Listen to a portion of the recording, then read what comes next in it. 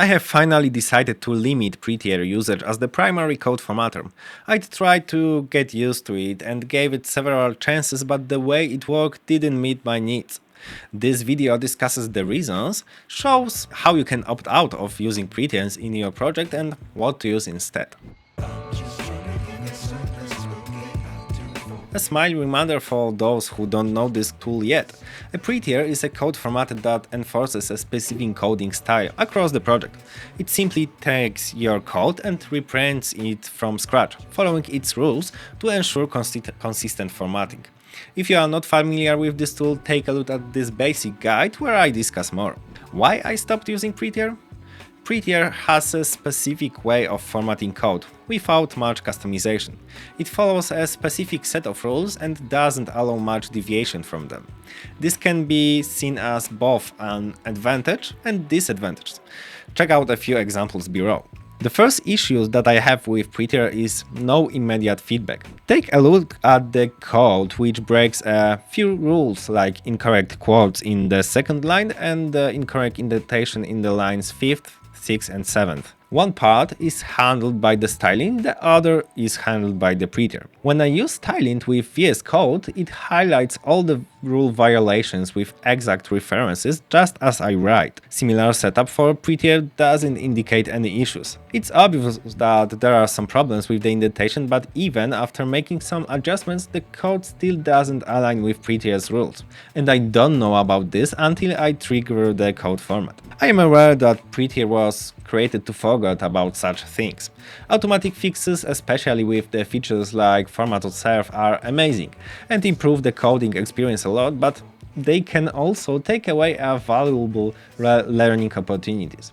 For those who thrive on the detailed feedback to improve their coding practices, seeing each issue as they write is beneficial. The next reason is that with Prettier, it's easier to forget about formatting. Without CI/CD processes or integrating tools like Husky, developers must remember to format the code before pushing it to the repository. This reliance on memory is a potential source of the problems, and that's why I prefer seeing issues as I write. I can't say, oh, I haven't noticed this, when everything is marked with red in your code, as it happens with styling. Prettier's approach includes breaking up lines that exceed a specific line length limit. It means that when lines are too long, Prettiers will automatically adjust them to fit with the predefined boundary. However, its style checks don't stop there, and the results are not always better. Take a look at this simple linked stage configuration file. It has a clear, consistent structure, and it's easy to read and modify when needed. Essentially, no changes are required. After formatting the code, I ended up with the file that has inconsistent formatting, which created more problems rather than solving them. Even though the file was initially well structured and had adhered to the line length limits, Prettier modified and compacted the lines there. Another example involves a component that utilizes the attributes back from the Laravel. To enhance the readability, I split each operation related to the attributes, such as a class or merge functions, to separate lines. When I need to add the additional class, I expect the structure to remain consistent. However, Prettier unexpectedly merges everything into the one line, significantly reducing readability. And one more time, I ended up with more inconsistencies and less readable code than before. One component looks one way, while another looks completely different. And that's something I definitely wanted to avoid when using linters and code formatters. The core takeaway from my experience is that Prettier is not for everyone. Anthony Fu in his article brings similar examples. I agree with the view that the Prettier is not for everyone, and it seems to be not for me. I don't like not having control over things like this. I expect more flexibility, which is why I decided to stop using it. Guys, this article is a part of the larger initiative I've been recently putting my heart into.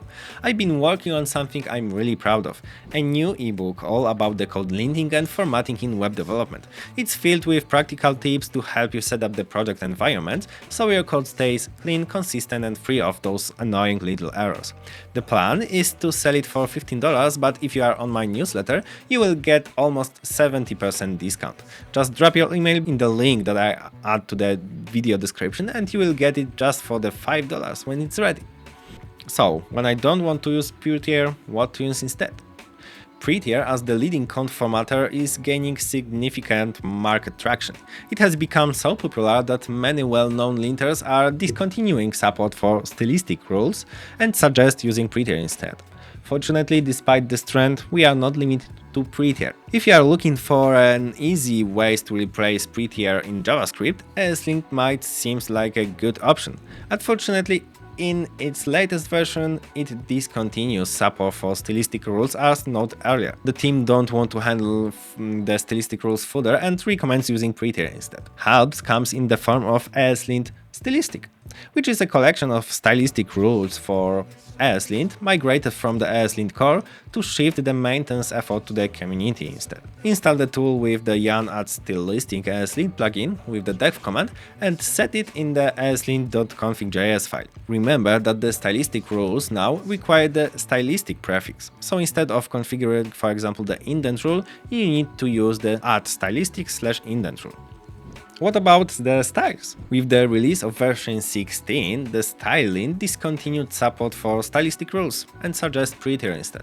Fortunately, a community plugin has brought these deprecated rules back. Just install the plugin with the yarn add command, of course with the dev flag, and extend the styling configuration. Once done, stylistic issues such as breaking indentation rules in the CSS or SCSS files are displayed and verified in the reports again. The next crucial thing is Blade. Blade, the templating system in the PHP and important part of our workflow, doesn't have the dedicated tool for verifying the code style. While PHP-CS is the closest tool to fulfill this role, it doesn't fully support this format. In such situations, Prettier fits well. It does not have built-in support for the Blade format, but you can work around this by installing an additional extension with the yarn add command with the dev flag and configured it in the Prettier RC file to handle styles fixes there. So is it worth to completely giving up on Prettier? Despite the catchy title, I would say no, because any validation is better than none. Therefore, when using formats that don't offer linters such as a Blade, JSON or even plain text files, Prettier is still a solid choice. So when do we use Prettier at Coditive? In our daily work, we primarily use Prettier as the last resort when we need to quickly organize the code and there are no other ways to rapidly resolve the issues. However, in most cases, we opt out for tools that better meet our needs, such as PHP-CS, ESLint or Stylint. Thank you so much for joining me today. Your support means a lot to me and it keeps me motivated to create more and more content. If you enjoyed this video, please consider subscribing to this channel and give it this video a thumbs up. It really helps spread the word. And if you need developers who truly care about the quality and delivering great results, visit my company's website coditive.com or contact me with the form that I will link in the video description. Thanks again and see you next time. Bye bye.